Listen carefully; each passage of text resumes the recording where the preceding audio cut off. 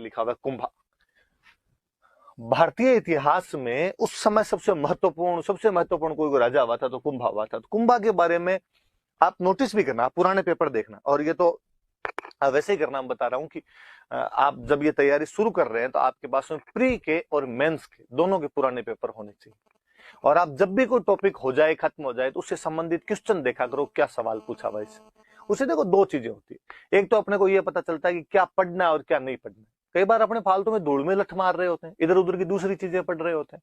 और एक दूसरा, जब आपके नोट्स में से, आपकी बुक में से, जो कोई सोर्स आप पढ़ रहे हो वहां से जब कोई क्वेश्चन निकल के सामने आता है, आपके पढ़े हुए में से कोई क्वेश्चन आप पुराना देखते हो, तो आपका कॉन्फिडेंस बढ़ता है और आपको लगता है कि यार हाँ, ये सवाल मैं कर सकता हूँ, ये मुझे आता है।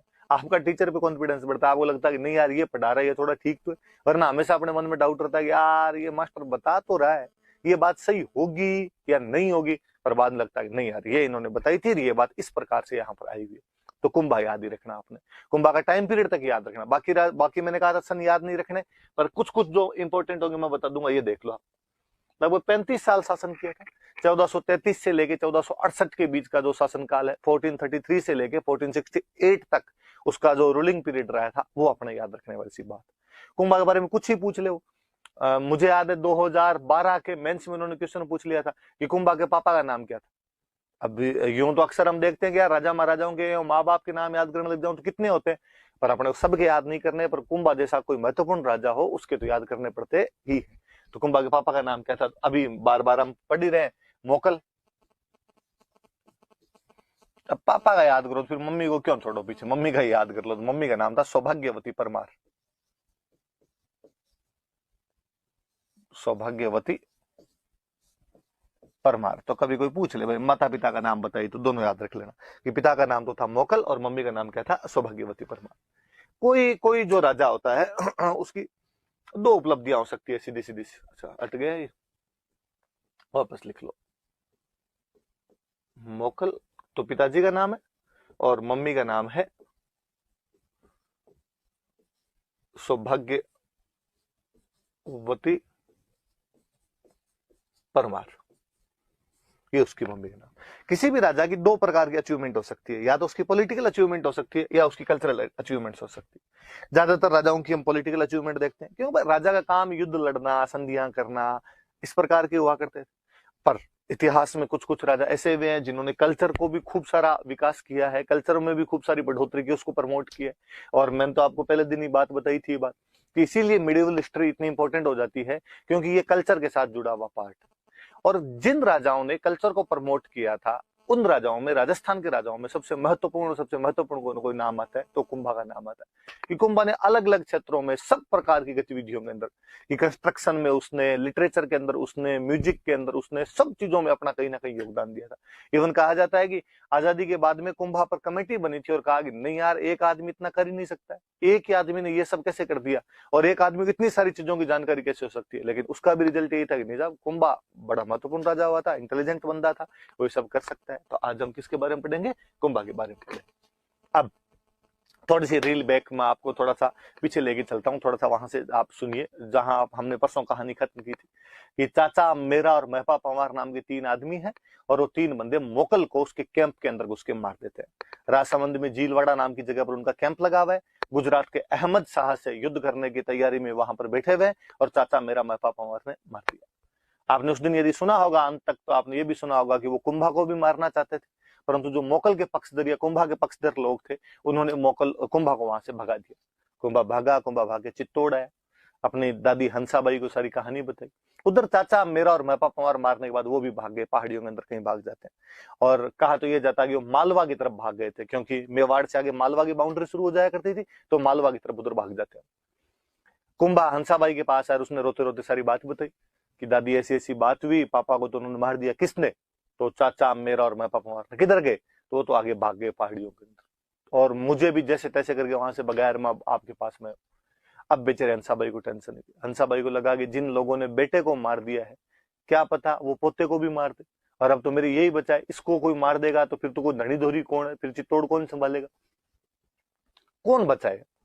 और हंसाबाई को एक बार वापस अपना भाई याद आया, रणमल। मैंने बताया था रणमल हंसाबाई का भाई था, और मोकल का संरक्षक भी रहा था, मोकल का गार्जियन वो रहा था, लेकिन बाद में मेवाड़ वालों की सेना की सहायता से वापस मारवाड़ चला गया था। वहां पे अपने भाई जो सत्ता था उसको हटा कर उसने वहां पर कब्जा किया था शासन के ऊपर। हंसाबाई ने एक बार फिर रणमल को मैसेज किया, भैया प्लीज राखी के बंधन का फर्ज निभाने के लिए आओ, एक बार और हमारी सहायता करने के लिए आओ। तो कुंभा का भी जो गार्जियन बना था शुरुआत के अंदर, वो रणमली गार्जियन बना था। तो कुंभा का गार्जियन भी रणमली था, ये याद रखने वाली बात। तो अब कोई पूछ ले कि रणमल मेवाड़ के कौन कौन से राजाओं का गार्जियन रहा था, तो दो राजाओं का गार्जियन रहा था। पहले मोकल का गार्जियन रहा था और बाद में किसका गार्जियन बन गया, कुंभा का गार्जियन बन गया था। मतलब दोनों बाप बेटे का गार्जियन रहा था। अब रणमल कुंभा का क्या लग गया, इसके ये तो पापा का ही मामा लगता है अपने आप में। अब ये संभालता था, ये आया और इसने आते पूछा क्या बात हुई, और बताया कि साहब ऐसे ऐसे तुम्हारे भाणजे मोकल को मार दिया। किसने, तो कहा साहब ये लोग थे। और रणमल अपने साथ में अपने साथियों को लेके आया था। रणमल ने कहा लिस्ट बनाओ, चुन चुन के मारेंगे। और रणमल ने पता लगाया और पता लगा कि वो चाचा और मेरा दोनों को मार दिया था भीलों की सहायता से। भीलों ने सहायता की थी। तो यहाँ से मेरे कहने का मतलब ये है कि हम आगे तक जो महाराणा प्रताप है उसके बाद में भी आगे पढ़ेंगे तो हम कहीं ना कहीं पढ़ेंगे कि जो भील थे उन्होंने हमेशा मेवाड़ वालों की सहायता की थी। तो रणबली भी वहां पे भीलों की सहायता लेता है। ये भीलों के क्षेत्र में कहीं पे छुपे हुए थे और चाचा और मेरा दोनों को मार दिया था। हालांकि यहां से महपा पंवार जो था और एक बंदा और था एक्का, ये दोनों यहां से भाग के मालवा चले गए थे। और मालवा का उच्चतम सुल्तान हुआ करता था महमूद खिलजी, या आपका दो महमूद खिलजी फर्स्ट। ये दोनों भाग के मालवा के सुल्तान के पास चले गए, कहा हमें शरण दे, और मालवा के सुल्तान ने इन दोनों को शरण दे दी थी। तो आप ये थोड़ा सा याद रखना कि रणमल वहां से आता है, रणमल चाचा और मेरा को मार देता है, लेकिन महपा पंवार और एका नाम के दो आदमी थे, वो मालवा के सुल्तान महमूद खिलजी फर्स्ट के पास चले गए थे। उसने उनको पॉलिटिकल असाइलम दे दी थी, उनको अपने पास में वहां पर रख लिया था। किस किसको, महपा पंवार और एका को। किसने, महमूद खिलजी फर्स्ट ने। कहां का सुल्तान है, मालवा का सुल्तान। अब इसका मतलब मालवा वालों के साथ में कहीं ना कहीं पंगा हो जाएगा। अब इनको चाचा मेरा को और इनको तो मार दिया। चाचा मेरा को मारने के बाद में रणमल हंसाबाई के पास गया और रणमल ने हंसाबाई को जाकर, दीदी मैंने वो मार दिए उनको, तो अब आपको तो मैं जाऊं। हंसाबाई बेचारी डरी हुई थी। वही बात है, दूध का जला हुआ छाछ भी फूंक फूंक कर पीता है। उसने कहा देख भाई, तू पिछली बार भी आया था और मोकल के लिए तुमने खूब सारा काम ही किया था, लेकिन तू गया और तेरे जाते मोकल को मार दिया। इस बार भी तू आया, धन्यवाद तेरा, तूने कुंभा के लिए इतना सब कुछ किया, पर तू जाएगा और तेरे जाते ही वो कहीं आगे वापस कुंभा को मार दे। थोड़े दिन और रुक जा तो यहाँ पे तू। रणमल ने कहा दीदी आप इतना कह रहे हो तो थोड़े दिन में और रुक जाता हूँ यहाँ पे। और कहते रणमल वहीं रुक गया।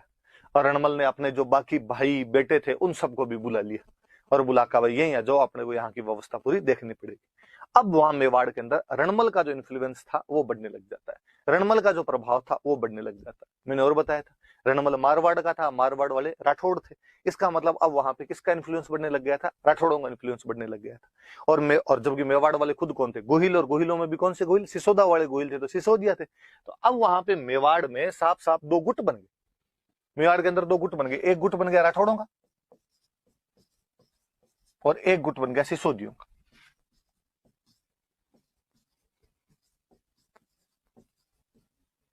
दो गुट बन जाते हैं वहां पे। राठौड़ों वाले गुट को लीड कौन कर रहा है, रणमल। सिसोदियों वाले गुट को लीड कर रहा था राघव देव। ये चुंडा का भाई था, वो जो चुंडा मालवा चला गया उसका भाई था ये। आपका तो एक तरीके से मोकल का ही भाई के दो। और ये यहाँ पे राघव देव लीड कर रहा था यहाँ पे। अब रणमल में और राघव देव में टसल रहनी शुरू होगी। रणमल में और राघव देव में बंदी बंद होगी और राघव देव बेचारा तंग। राघव देव ने रणमल को कहा और 2-4 बार, अतिथि तुम कब जाओगे यार, आए थे सहायता करने के लिए, मान लिया हमने बात, अब जाओ वापस अपने, यहाँ बैठे बैठे क्या कर रहे हो, और सारी पोस्टें अपने घर वालों को और बांट दी तुमने। रणमल को पता था कि जब तक हंसाबाई अपने साथ है अपने को कोई नहीं निकाल सकता यहाँ पे। रणमल लगा रुको एक बार, थोड़ा दिन टाइम लगेगा, उसके बाद यहाँ से जाएंगे। पर बाद में रणमल को लगा अच्छा राघव देव थोड़ा ज्यादा 3-5 कर रहा है, और उसने एक दिन कहते हैं कि अपने आदमियों को भेज के राघव देव को मरवा दिया था। तो राघव देव की हत्या करवा दी, इसका मर्डर करवा दिया। किसने, रणमल ने। अब जब रणमल ने राघव देव को मरवा दिया तो अब तो जो राह का कांटा था वो भी समाप्त हो गया। अब तो फुल पावर के अंदर ही कौन है, रणमल एकदम फुल पावर के अंदर। और रणमल भयंकर आदमी था, डील का डाकी टाइप का आदमी था। कहते हैं 7.5 फीट हाइट एंड 1.5 क्विंटल वजन का आदमी था। 5-7 आदमी तो मिल जाए तो भींच भींच के मार दे, ऐसा हुआ करता था रणमल। पर जी हर आदमी कोई ना कोई कमजोरी। और कहते हैं जब मेवाड़ में रणमल रहता था तब रणमल की वहां पे गर्लफ्रेंड थी भारमली, एक दासी थी भारमली नाम करके, इससे रणमल प्रेम किया करता था। और कहते हैं दिन रणमल शाम को गया भारमली के पास, दारू के नशे में था ही थोड़ा, और उसने दारू के नशे में भारमली कह दिया कि भारमली अब के बरस तुझे धरती की रानी करेंगे। उसने पूछा कैसे? तो कहा मेरा प्लान ये है कि मैं कुंभा को मारूंगा और मैं कुंभा को मार के मेवाड़ का राजा बनूंगा। जब मैं राजा बनूंगा तू रानी बन जाएगी। आपको थोड़ा बड़ा अजीब सा लग सकता है कि यार कुंभा के तो संरक्षण के लिए आया हुआ था, कुंभा का तो गार्जियन बना हुआ था, पैटर्न बना हुआ था, उसको कैसे मार सकते हैं? पर राजतंत्र यही हुआ करते थे, एक दूसरे को मार के आगे बढ़ा जाता था, एक दूसरे को आगे सलटा के आगे बढ़ने का रास्ता मिलता था। पर भारमली एकदम सच्ची देशभक्त टाइप की महिला थी। उसने सोचा भले अपने रणमल से कितना ही प्रेम करते हैं लेकिन अपना देश तो मेवाड़, और मेवाड़ का राणा कुंभा है, राणा कुंभा मरता तो मेवाड़ की बेइज्जती। और कहते हैं कि उसने दूसरे दिन जाके ये बातें सारी हंसाबाई को बता दी, और हंसाबाई को जाके कहा कि आपका भाई ऐसा ऐसा करने वाला है, आप देख लो। हंसाबाई ने एक बार तो कहा ऐसे कैसे मेरे भाई पे तू इल्जाम लगा रही है, ये सब ब्लेम है, झूठे हैं। उसने कहा मैंने खुद सुना है, मेरे को उसने खुद ने कहा मैं झूठ क्यों बोलूं, और यदि बात झूठी हो ना तो आप मुझे फांसी लटका देना। जानती हंसाबाई भी थी कि रणमल आदमी तो टेढ़ा है, ऐसा कुछ कर भी सकता है। पर अब दिक्कत दूसरी, अब यदि हंसाबाई रणमल को ये कहे कि रणमल तो कुंभा को मत मारना, तो परसों मारता कल मारे। वो गांव वाली सी कहानी है कि गांव में कोई पागल आदमी था, डेली बदमाशियां करता था, कभी कोई बच्चों को पीट देता, किसी बच्चे को कुएं में लटका देता, किसी के पीछे धूल फेंक देता। एक दिन कोई गांव वालों ने बुला कहा कि यार बाकी सब तो सही है, तू कभी गांव के आग मत लगा देना। उसने कहा कि ये तो पहले मुझे दिमाग में नहीं था, ये आपने ठीक याद दिलाया। तो मारवाड़ी के अंदर अपने तो कहावत ही कि काला काला गांव मत बाल जे, कि हमें भलो चेता हो, इस बार आपने ठीक याद दिलाया, इस बार मैं ये तो कर ही दूंगा। तब रणमल को कह दे कि मत मारना, तब तो पक्का ही मारे। अब बेचारे हंसाबाई क्या करे?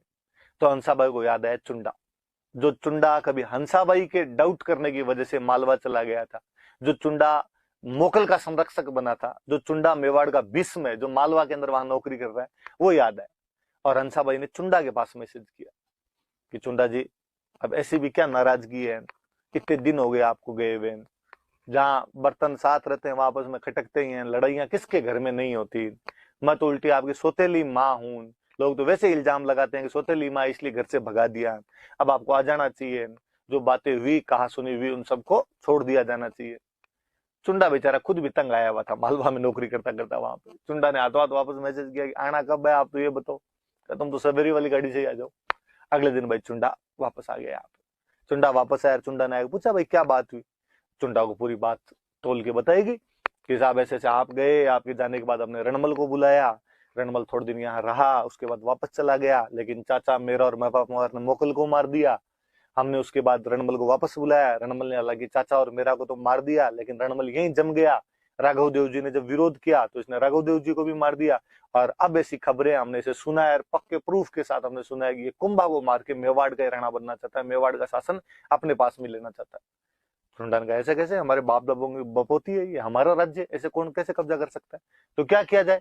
तो रणमल कुंभा को मारे, इससे पहले रणमल को ही मार दिया जाए। अब रणमल को मारे कौन? रणमल मैंने जो बताया भयंकर लंबा चौड़ा आदमी था, डाकी टाइप का आदमी था, और यूं सीधा सामने जाके उसके मारे तो वो पीट पीट के मार दे। तो कहा क्या किया जाए, कोई युक्ति बिढ़ाई जाए। एक बार वापस बारमली को कहा गया कि बारमली तेरे को एक और काम करना पड़ेगा। बारमली ने कहा बताओ। कहा आज जब रणमल शाम को आए तो तुम उसको दारू पिला के टल्ली कर देना, और जब नशे के अंदर होगा तो हम उसको मार लेंगे। बारमली ने कहा कि देखो वैसे तो मैं रणमल जी से टूट के मोहब्बत करती हूँ, पर आप कह रहे हो तो देश के लिए इतना कर ही दूंगी। और कहते हैं उस दिन रणमल जब शाम को गया, रणमल गया तो उसने बारमली कहा खाना वाना लगा दे। बारमली ने कहा डेली डेली क्या बाहर से पी के आते हो, कभी तो मेरे साथ भी तो पेक लगाने चाहिए। रणमल ने कहा तो इतनी रोमांटिक पहले लगी नहीं थी कभी, ला तू तो लाज पेक तो लेके आ तू अपने। बारमली से 2-1 पेक लिए, फिर रणमल ने कहा अब तो खाना लगा दे। बारमली ने कहा कि नहीं नहीं, एक मेरे नाम का पेक और लेना पड़ेगा। ऐसे कहते उसने धीरे धीरे करके पूरी बोतल खाली करवा दी, पर उस डाकी के तो कोई बोतल में असर पड़े नहीं, दूसरी बोतल खोल ली। बारमली पैक बनाए, रणमल पिए। फाइनली रणमल पीता पीता, नशा तो अपना असर दिखाए जी, शराब तो असर दिखाए, और रणमल वहीं चारपाई पे अचेत होगी गिर गया एकदम। और जैसे अचेत हो गई गिरान, बारमली ने आसपास जो खड़े थे उनको बुलाया, सिसोदिया जो खड़े थे उनको बुलाया, भाई आ जाओ, और ये यहाँ पे रणमल अचेत हो गया। पर अब पास में तो भी डर लगे, और लगे कि ये दारू पिया हुआ खड़ा हो गया तो भी मार देगा।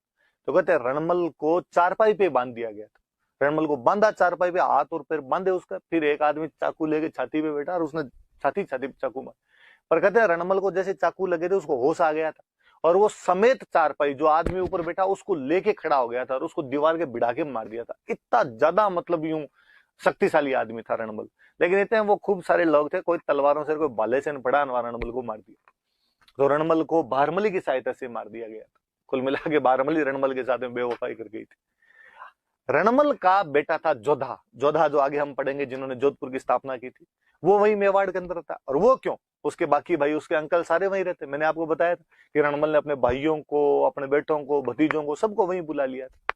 वो कहीं नीचे किसी दूसरे महल के अंदर कह रहे हैं, उस दिन कोई संगीत वंगीत का कार्यक्रम था और उसमें संगीत सुन रहे थे, टांग पे टांग देके वहां बैठे हुए थे। और हो क्यों ना, बाप की तुत्ती बोलती है तो वहां आराम से मजे करते थे। पर कहते हैं कि जो वहां पे संगीतकार था, जो गीत वगैरह गा रहा था, उसको इस बात का पता चला कि साहब ऐसे ऐसे रणमल जी को वहां पर मार दिया है। और सिसोदिया को उस दिन प्लानिंग कि आज मारवाड़ वाले राठौड़ों में से कोई जिंदा नहीं बचना चाहिए, जितने हैं सबके सबको मारना है। तो उनका आप जोधा को उनकी तरफ चलते हैं, उनको और मारते हैं। उस संगीतकार को बेचारे को पता चला और उसने टिपिकल मारवाड़ी लैंग्वेज में उसने बोला कि जोधा भाग सके तो भाग, थारो रणमल मरियो जाए। कि जोधा भाग सकता है तो भाग जा, तुम्हारा रणमल तो मर गया है। और जोधा ने, उसके भाइयों ने, काका ने, भतीजों ने जैसे ये बात सुनी, हाथों हाथ चप्पलें हाथ में ली उन्होंने और वहां से भागे, जो पीछे मुड़ के नहीं देखा। चुंडा को इनको पता चला कि साहब जोधान भाग गए तो इनका पीछा करो। इनका तो खूब दर पीछा किया, पर चुंडान उस दिन, जोधान उस दिन सारे हुसैन बोल्ट बन गए थे, आसपास ही कोई नहीं दिखाई दिया। चुंडा ने कुछ दूर तो पीछा किया, फिर कहा रहने दो, जाने दो, अपने दिन के घर पे कब्जा कर। घर कौन सा, तो ये मारवाड़ के थे, मारवाड़ वालों की राजधानी मंडोर, तो मंडोर पे कब्जा कर लो। चुंडान ये गए, इन्होंने जाके मंडोर पे कब्जा कर लिया। जोधान बेचारे भागे भागे ठेठ बीकानेर के पास जाके रुके। बीकानेर के पास में जाके गांव पड़ता था काहुनी, उस काहुनी नाम के गांव के अंदर जाके शरण ली। वहां पीछे मुड़ के देखा कोई आ तो नहीं रहा है, नहीं आ रहा है, तो वहां जाके रुके। अब स्थिति समझ में आएगी, इतने दिन अपने मेवाड़ में नेतागिरी कर रहे थे, पापा की वजह से पापा को वहां पे मार दिया तो मेवाड़ की नेतागिरी खत्म। अपनी खुद की राजधानी थी मंडोर, मंडोर पे चुंडा और बाकी सिसोदियों ने जाके कब्जा कर लिया है, इसलिए वहां वाली अपनी नेतागिरी भी खत्म। तो अब क्या किया जाए, तो अब तो अपना घर तो वापस लिया जाए। अब कहते भाई जोधा ने वहां पर अपनी सेना वगैरह बटोरनी शुरू की, जैसे तैसे करके घर वापस लेने की कोशिश की। लेकिन चुंडा मंडोर पर हमला करे, सॉरी जोधा मंडोर पर हमला करे, वहां पे हार जाए, हार के वापस भाग जाए। थोड़े दिन बाद वापस सेना इकट्ठी करके लाए, वापस कोई मंडोर पर हमला करे, वापस हार जाए, वापस चला जाए। कहते ऐसे ही एक बार एक हमले के अंदर जोधा बहुत ज्यादा घायल हो गया, और घायल होने के बाद में और वहां से अपने घोड़े पर बैठ के भाग रहा था। ये मारवाड़ का देश, तपती दोपहरी, दूर दूर तक ना बंदार ना बंदे की जात, पीने के लिए दूर दूर तक पानी नहीं। जोधा घोड़े पर खून से लथपथ एकदम चला जा रहा, प्यास लग गई और उसे लगा कि यार पानी नहीं मिला तो वैसे ही मर जाएंगे अपने। और उसको दूर खेत में कोई किसान की डाणी दिखाई दी। उसको लगा यार हो ना हो, किसान की डाणी है तो वहां किसान होगा, और वो नहीं होगा तो पानी का जरूर कोई साधन मिल जाएगा। उसने अपने घोड़े को उधर दौड़ाया, लेकिन उस डाणी के पास तक पहुंचते पहुंचते तो जोधा तो खुद ही एकदम निढाल होके गिर गया। लेकिन जैसे ही वहां डाणी के पास घोड़ा पहुंचा, घोड़ा समझदार था, घोड़ा वहां रुक गया। किसान तो घर पे था नहीं, किसान की वाइफ घर पे थी। वो महिला बाहर आई, उसने आगे देखा कि यार घोड़ा आगे खड़ा है, घोड़ा एकदम पसीने पसीन हो रखा है, दौड़ गया। इसका मतलब वो सवार तो बेहोश ही पड़ा उसके ऊपर। वो समझ गई कि कुछ ना कुछ पानी की तलाश के अंदर इधर आए होंगे। उसने जैसे तैसे करके जोधा को नीचे उतारा, छाया के अंदर खींच के लेके गई, हवा हुआ दिन, पानी के छिंटे मारे। जोधा को थोड़ा होश आया, उसको जब पता चला इस बात का, तो उसने थैंक यू, आपने जान बचाई, मुझे पानी पिलाओ। पानी पिलाया, थोड़ा और यूं स्फूर्ति महसूस की, उसने एनर्जी महसूस की थोड़ी शरीर में। उसने थैंक यू आपका, आप मैं चलता हूँ। तो मारवाड़ का देश, ग्रामीण प्रधान सभ्यता, आज भी रिवाज गांव के अंदर कि आए हुआ मिनक घर से भूखा तो नहीं जाना चाहिए। और उस महिला ने जोधा का खाना खा ले। जोधा वैसे बेचारा भूखा ही था, उसने कहा खाना तो खा लूंगा। मारवाड़ में खाने के नाम पे क्या हो, तो खाने के नाम पे मारवाड़ में होती खिचड़ी। आप ज्यादातर लोगों ने खिचड़ी खाई हो, खिचड़ी नहीं अपने उसको बोलते हैं खिचड़ा। खिचड़ी तो बीमारों को खिलाते हैं, वो खिचड़ा जो हुआ करता था वही मुख्य व्यंजन हुआ करता था उस टाइम। और उसने थाली के अंदर वो खिचड़ा परोसा, पूरी थाली में खिचड़ा, बीच में जगह करके उसमें घी डाला होगा, आपने खाया होगा, ऐसे ही खाते हैं। और जोधा ने कई दिनों बाद घी देखा था, और जोधा ने एकदम बीच में हाथ मारा। कहते बीच में हाथ मारा तो हाथ जल गए, उसके हाथ जले तो वो महिला पास में बैठी थी, उसने कहा कि तू जोधा की तरह मूर्ख है, और जोधा कान खड़े हुए। उसने कहा तुझे क्या पता जोधा मूर्ख है भाई? उसने कहा और क्या मूर्ख है? एकदम बीच में आके मंडोर पर हमला करता है। मंडोर राजधानी है, राजधानी बीच में होती है, आगे मंडोर पर हमला करता है, हार के वापस भाग जाता है। तो जोधा ने पूछा तो जोधा को क्या करना चाहिए? उसने कहा साइड साइड से गांव जीतने चाहिए। 2 गांव जीते, 4 गांव जीते, 7 गांव जीते, धीरे धीरे मंडोर पे, फिर मंडोर पे कब्जा कर ले। फिर उसने कहा छोड़, तू क्यों पूछ रहा है? तुझे तो खिचड़ी नहीं खानी आती है। खिचड़ी साइड साइड से खा, फिर जाके बीच में पहुंचेगा, तू घी के पास पहुंचेगा, बीच में हाथ मारेगा तो हाथ ही जलेंगे तेरे। उस दिन भाई जोधा ने वहां से 2 शिक्षाएं प्राप्त की। ये तो मंडोर कैसे जीतना है, दूसरा खिचड़ा कैसे खाना। उसको तो खिचड़ा भी नहीं खाना आ रहा था। अब उसने साइडों साइडों से गांव जीतने शुरू किए। धीरे धीरे मंडोर के पास पहुंच गया, और जब एन मंडोर के पास पहुंचा तब उसने हंसाबाई के पास मैसेज करवाया कि देखो बुआ, बुआ लगती थी उसकी, तो रणमल की बहन थी, तो कि देखो बुआ अब खून खराबा खूब हो गया, मैं 15 साल भटक लिया। कहते हैं 1438 के आसपास में रणमल को मार दिया था, और 1453 के आसपास में मंडोर के आसपास पहुंचा था। 15 साल बीत गए थे।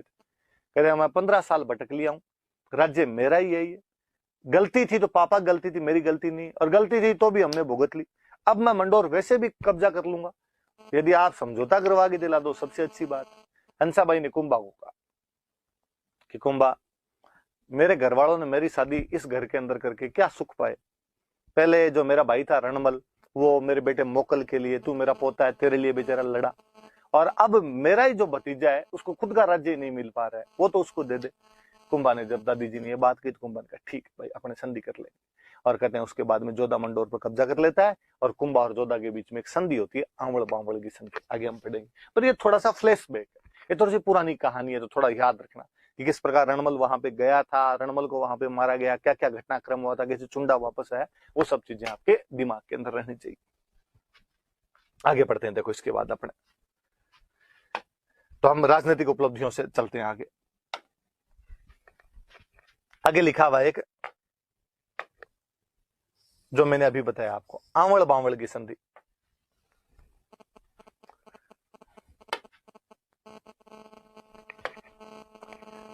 ये आंवल बांवल, ये आपके कुंभा और जोधा के बीच की संधि है। तो ध्यान रखना किस किस के बीच में हुई, कि कुंभा प्लस जोधा। कब हुई? तो 1453। क्या कहा गया इस संधि में? तो इस संधि के अंदर कहा गया कि मंडोर पर आज के बाद अब जोधा कब्जा हम छोड़ देंगे।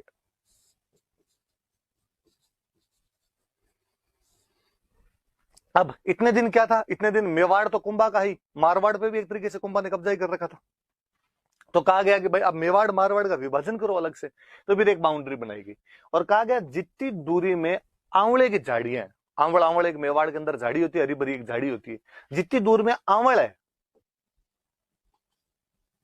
उतनी दूर में तो मेवाड़ मान लो, और जहां से बावली शुरू हो जाते हैं, बबूल किंकर जो अपने बोलते हैं, वो जो शुरू हो जाते हैं, वहां से आप मारवाड़ मान लो। हरी भरी जमीन मेवाड़ की, और जहां सूखा सूखा शुरू हो जाता है वो मारवाड़ का मान लो। इसलिए संधि का नाम पड़ गया आंवल बावल की संधि। और ये जो बाउंड्री बन रही थी, बाउंड्री अपने पाली के अंदर एक जगह पड़ती है सोजत,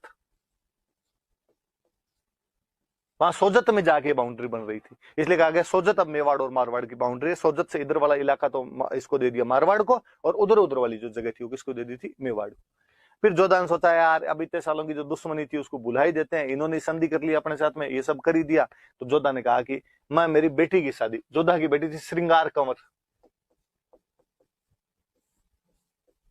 इसकी शादी कुंभा के बेटे के साथ कर दी, और कुंभा का जो बेटा था उसका नाम था रायमल। तो दुश्मनी बुलाने के लिए पहले अक्सर ये सबसे अच्छा उपाय होता था, आपस में शादी ब्याह वापस कर लो, रिश्तेदारियां कर लो, तो पुरानी जो दुश्मनी होती थी वो टूट जाया करती थी। तो जोधा ने अपनी बेटी श्रृंगार कंवर की शादी किसके साथ में कर दी? रायमल, रायमल जो कुंभा का बेटा था उसके साथ में कर दी। तो मेवाड़ और मारवाड़ के रिलेशन कैसे आपस में सही हुए वो याद रखना आप। तो कौन सी संधि है वो? आंवल बांवल की संधि। कब हुई है?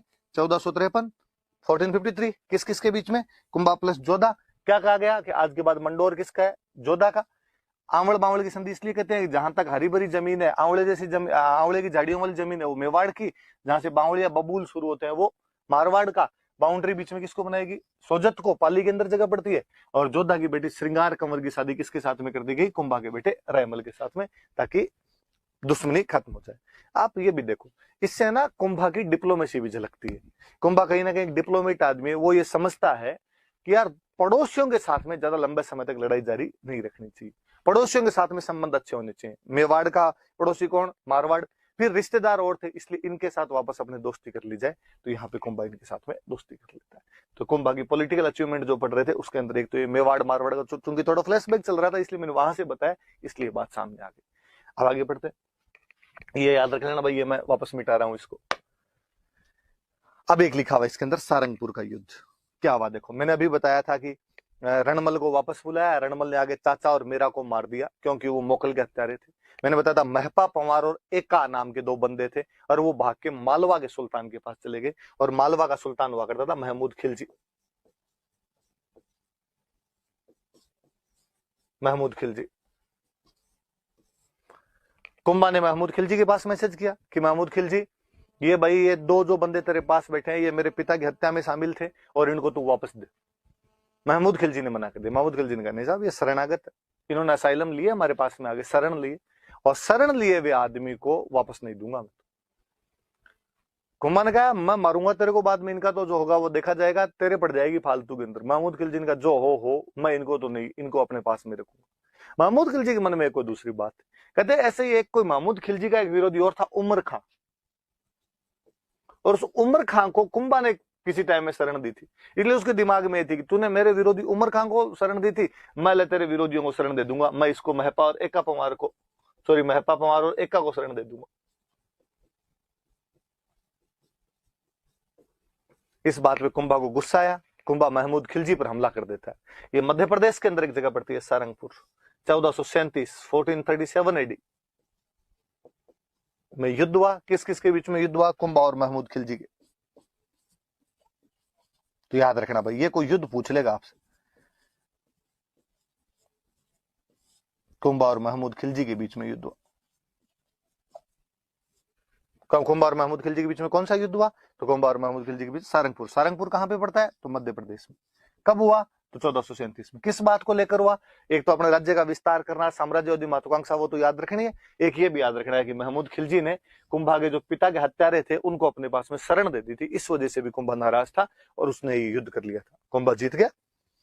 कुंभा जीतता है और जीतने के बाद उसने चित्तौड़ में एक विक्ट्री टावर बनवाया था, विजय स्तंभ बनवाया था, विक्ट्री टावर का निर्माण करवाया था। मैं विक्ट्री हुई है मेरा, मैं जीता हूं, इसलिए जीत की याद में स्तंभ बनवाता हूं। अब याद क्वेश्चन याद रखने वाला ये, कोई पूछे कि विक्ट्री टावर किसने बनवाया था? तो विक्ट्री टावर कुंभा ने बनवाया था। कोई पूछे कि विक्ट्री टावर कौन से युद्ध में जीत के बाद बनवाया गया? तो battle of Sarangpur. Battle of Sarangpur कब हुआ? तो 1437। बैटल ऑफ सारंगपुर किस किस के बीच में हुआ? तो कुंभा और महमूद खिलजी। महमूद खिलजी कहां का राजा था? तो मालवा का। क्यों युद्ध हुआ? क्योंकि मालवा वाले महमूद खिलजी ने जो कुंभा के पिता मोकल थे, उनके जो मर्डरर थे, उनको अपने पास में असाइलम दे दी थी, उनको अपने पास में शरण दे दी थी। इतनी बातें याद रखने वाली सी बात। तो सारी बातें याद रखना है सारंगपुर युद्ध की। अब इसके बातें पढ़ते हैं, देखो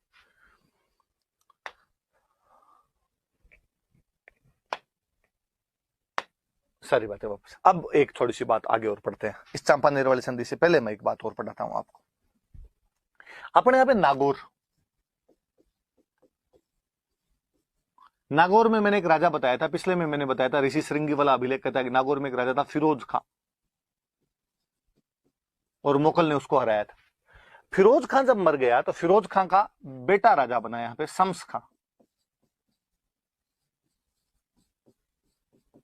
इस बात पे शम्स खां का चाचा नाराज हो गया, मुजाहिद खां। उसने कहा राजा मैं बनूंगा।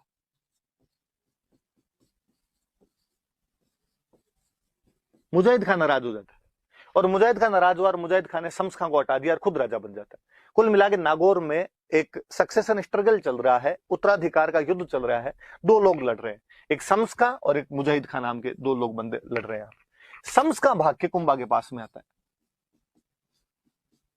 और इसने कुंभा को कहा कि आप मेरी सहायता करो और आप मेरी सहायता करके मेरे चाचा को हटा के मुझे राजा बनाओ। कुंभा ने कहा पक्का। कुंभा गया, कुंभा ने जाके मुजाहिद खान को पीटा और मुजाहिद खान को पीट के वहां पे राजा किसको बना दिया? शम्स खां को राजा बनवा दिया, और कहा कि तू मेरे को टैक्स टाइम टू टाइम बेचता रहेगा, तू आज के बाद मेरे अंडर में। शम्स खां ने कहा पक्का।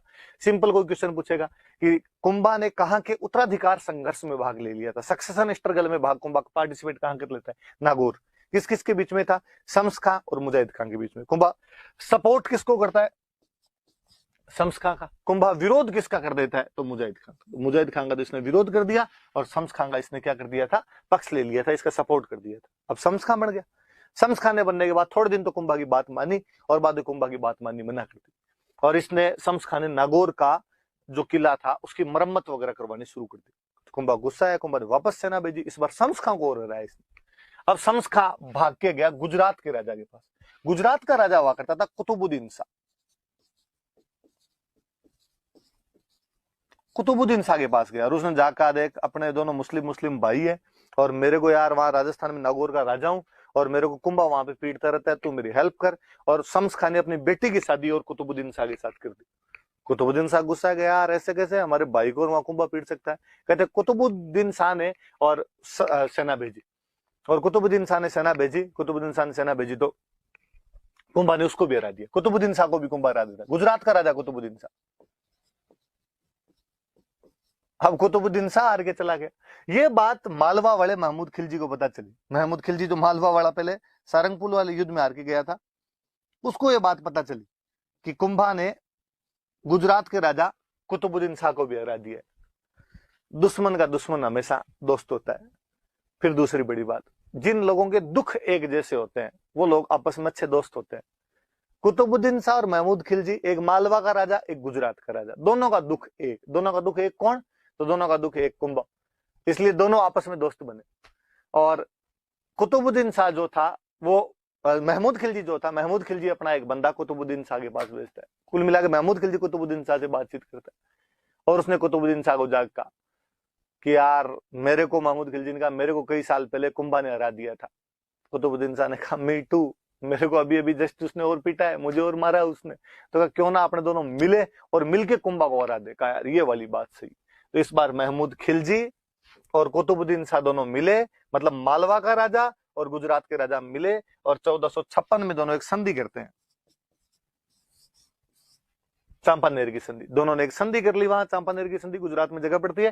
चांपानेर की संधि की और कहा इस बार अपने दोनों मिलके जाएंगे और मिलके कुंभा को हरा के आएंगे। दोनों मिलके कुंभा को हराएंगे। अगले साल दोनों ने अपने मिलके सेनाएं भेजी। अपने भीलवाड़ा के अंदर एक जगह पड़ती है बदनौर, बदनौर के अंदर युद्ध हुआ। कहते इस युद्ध में कुंभा ने दोनों को मिलके पीटा था, दोनों को एक साथ हराया। कुल मिला के बात यह है कि कुंभा ने मालवा के महमूद खिलजी को अकेले को सारंगपुर के युद्ध में हराया। कुंभा ने उसके बाद में नागौर वाले मुजाहिद खान को हराया, शम्स खां की सहायता की। फिर शम्स खां को हराया। फिर शम्स खां की सहायता करने के लिए कुतुबुद्दीन शाह आया तो उसको हराया। फिर कुतुबुद्दीन शाह और महमूद खिलजी मिलके आए तो उनको और बदनौर वाले युद्ध के अंदर हराया। अब और कहते हैं कि जब उधर से आपके ये महमूद खिलजी आ रहा था, किधर से ये आ रहा है? गुजरात से। आपके गुजरात से जब महमूद खिलजी आ रहा है तो गुजरात से जब राजस्थान में अंदर घुसेंगे तो अपने यहाँ पे राज्य कौन सा पड़ता? सबसे पहले सिरोही। और सिरोही में चौहानों का शासन हुआ करता था। चौहानों की एक ब्रांच थी देवड़ा और उन देवड़ों का एक राजा था सहसमल। सहसमल देवड़ा एक राजा हुआ करता था और कुंभा ने सहसमल देवड़ा के कुछ एरिया दबा रखे थे। इसलिए जब कुतुबुद्दीन शाह, गुजरात वाला कुतुबुद्दीन शाह गुजरात से आ रहा था उधर से, तो सिरोही वाला सहसमल देवड़ा उससे मिला। कुतुबुद्दीन शाह ने पूछा भाई हाँ सहसमल बता तू किसकी सहायता करेगा? मैं कुंभा से लड़ने के लिए जा रहा हूँ। उसने कहा साहब आपकी। उसने मेरे खुद के एरिया दबा रखे हैं और मैं आपकी सहायता करूंगा। तो उसने अपनी छोटी मोटी टुकड़ी और सहायता के लिए यहाँ पे भेजी। लेकिन कुंभा कुतुबुद्दीन शाह को हरा देता है। कुतुबुद्दीन शाह जब हार के यहाँ से चला गया तब कुंभा ने पूछा कि अरे वो कुतुबुद्दीन शाह गुजरात वाला उधर से आ रहा था तो बीच में चाय नाश्ते किसने करवाए तेरे? तो कहा साहब वो तो सिरोही वाला सहसमल देवड़ा था। इस बार कुंभा ने सहसमल देवड़ा पे सेना भेजी और सहसमल देवड़ा को हरा दिया था। तो सिरोही को नरसिंह डोडिया नाम का सेनापति था। डोडिया परमारों की एक ब्रांच होती है, आगे पढ़ेंगे हम, याद रखना आप। तो नरसिंह डोडिया को भेजा। नरसिंह डोडिया जाके सहसमल देवड़ा की सेना को हरा के आ जाता है तो सिरोही पर भी कब्जा कर लेते। वापस ध्यान दे लेना आप। अपने पड़ोसी जोधा के साथ में एक संधि करता है, आंवड़ बांवड़ की संधि। इसके द्वारा जोधा को मंडोर वापस दे देता है, सोजत को बाउंड्री बना लेते हैं और जोधा की बेटी श्रृंगार कंवर की शादी कुंभा के बेटे रैमल के साथ कर देते हैं। 1437 में सारंगपुर के युद्ध में मालवा के महमूद खिलजी को हराता है क्योंकि इसने मोगल के हत्यारों को शरण दी थी और इस युद्ध में जीत की याद में विजय स्तंभ का निर्माण करवाते हैं। नागौर में शम्स खां और मुजाहिद खान के बीच का जो सक्सेशन स्ट्रगल है, इसमें पहले शम्स खां का साथ दिया, मुजाहिद खान को हटाया। फिर शम्स खां और कुतुबुद्दीन शाह दोनों मिलकर आए थे। कुतुबुद्दीन शाह गुजरात का राजा था, दोनों मिलकर आए थे, इनको हराया। फिर कुतुबुद्दीन शाह और महमूद खिलजी दोनों एक संधि करते हैं, चांपानेर की संधि। कुंभा खिला 1456 में की, मिलके बांटेंगे इसके राज्य को। पर इन दोनों को एक साथ 1457 में बदनौर के युद्ध में रहा। दोनों किसको? तो आपके महमूद खिलजी मालवा के राजा को और कुतुबुद्दीन शाह गुजरात के राजा को। और सिरोही के अंदर सहसमल देवड़ा राजा था, इसने गुजरात वालों की हेल्प की थी, इसलिए नरसिंह डोडिया को भेज के इसको भी हराया था। कुल मिला के कुंभा अपने टाइम का सबसे शक्तिशाली राजा था उत्तर भारत का। उत्तर भारत में उस समय 3 ही बड़े स्टेट हुआ करते थे, दिल्ली, गुजरात और मालवा। देख लो, गुजरात और मालवा वालों को तो कुंभा नचा नचा के मार रहा है कि तुम अकेले आओगे तो अकेले मरोगे, साथ में आओगे तो साथ में मर के जाओगे यहाँ से। और दिल्ली की तो तब इतनी औकात ही नहीं थी कि कुंभा से लड़े। दिल्ली की तो हालत वो थी, आप जब मिडेवल नरेंद्र सर मिडेवल पढ़ाएंगे तब आपको और बताएंगे कि दिल्ली का राज्य तो दिल्ली से पालम तक था, कि दिल्ली से बाहर आता है हवाई अड्डा है पालम, कि बस इतनी दूरी में दिल्ली का राज चल रहा था, बाकी दिल्ली के पास तो कुछ बचा हुआ ही नहीं था अपने आप में। तो दिल्ली वालों की तो औकात ही नहीं थी। 1398 में जब तैमूर ने हमला किया था, उसके बाद तुगलक डायनेस्टी तो नष्ट हो गई थी, सैयद आए थे, उनके पास कुछ ज्यादा ताकतें नहीं थी, इसलिए कुंभा यहाँ पर शक्तिशाली राजा बना हुआ था। देख लो, उसने सबको हराया। ये कुंभा की पॉलिटिकल अचीवमेंट है, जितनी हमने पढ़ी वो सारी।